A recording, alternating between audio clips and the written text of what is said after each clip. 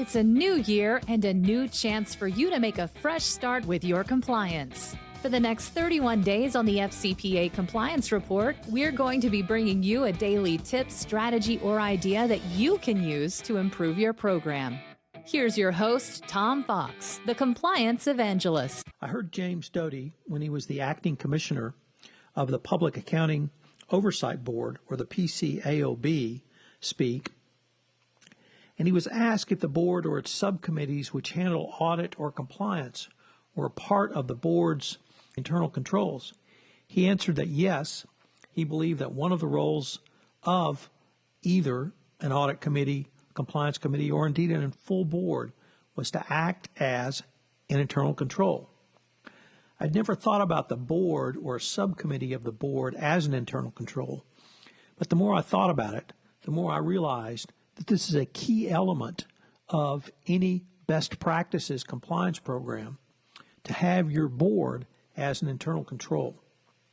In the FCPA guidance, in the 10 hallmarks of an effective compliance program, there are two specific references to the obligations of a board. The first is found in Hallmark 1, which states, within a business organization, compliance begins with the board of directors and senior executives setting the proper tone for the rest of the company. The second is found under Hallmark number 3, entitled Oversight, Autonomy and Resources, where it discusses that a chief compliance officer should have direct access to an organization's governing authority, such as the board of directors, and committees of the board of directors, such as the compliance committee. Further, under the U.S. sentencing guidelines, a board must exercise reasonable oversight on the effectiveness of a company's compliance program. The Department of Justice's Prosecution Standards pose the following queries. Do the directors exercise independent review of a company's compliance program? And 2, are the directors provided information sufficient to enableize the exercise of independent judgment? Doty's remarks drove home to me the absolute requirement for a board participation in any best practices or even effective anti-corruption compliance program. Board liability for its failures to perform its assigned functions in any compliance program is well known. David Stewart, an attorney with Cravath, Swain & Moore, has noted that FCA compliance issues can lead to personal liability for directors, as both the Securities and Exchange Commission and the Justice Department have been very vocal about their interest in identifying high-level individuals within an organization who are responsible for the tone, culture, or weak internal controls that may contribute to or at least fail to prevent bribery and corruption. He added that based upon the SEC's enforcement action against 2 senior executives at Nature's Sunshine Products, under certain circumstances, I could see the SEC invoking the same provisions against the audit committee, or I would add the compliance committee members, for instance, for failing to oversee implementation of a compliance program to mitigate the risk of bribery and corruption. It would not be too far a next step for the SEC to invoke the same provision against compliance committee members who do not actively exercise oversight of an ongoing compliance program. Further, the SEC has made clear that it believes the board should take a more active role in overseeing the management of risk generally within a company. The SEC has promulgated Regulation SK 407, under which each company must make a disclosure regarding the board's role in risk oversight, which may enable investors to better evaluate and to determine whether the board is exercising an appropriate level of oversight of risk.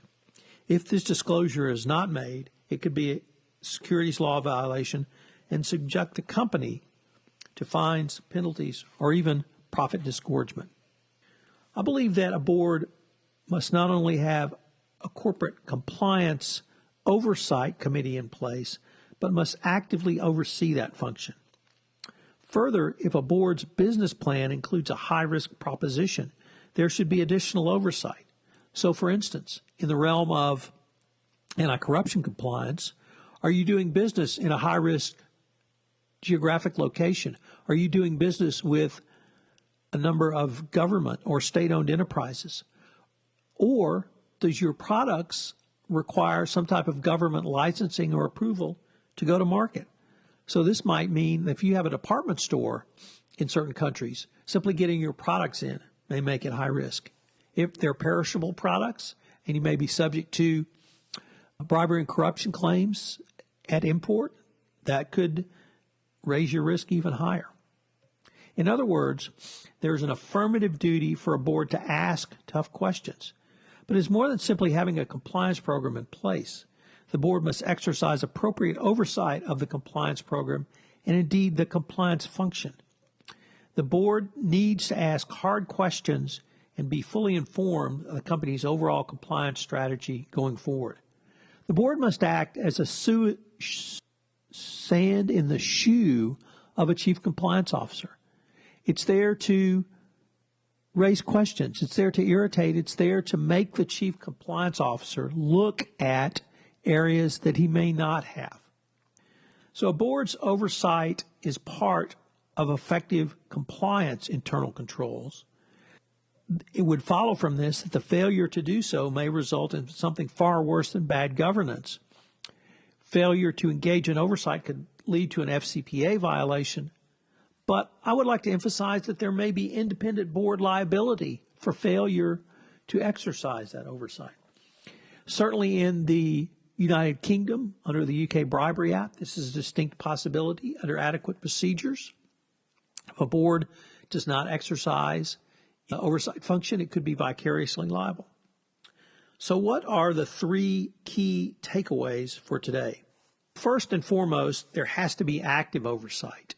There must be or at least I would advocate, a board committee dedicated to compliance.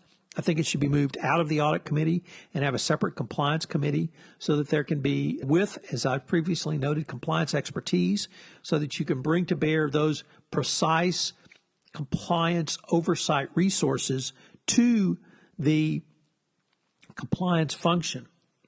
This active oversight should be documented and available for both regulators, or if you're in a shareholder liability case, it would be very powerful documentary evidence.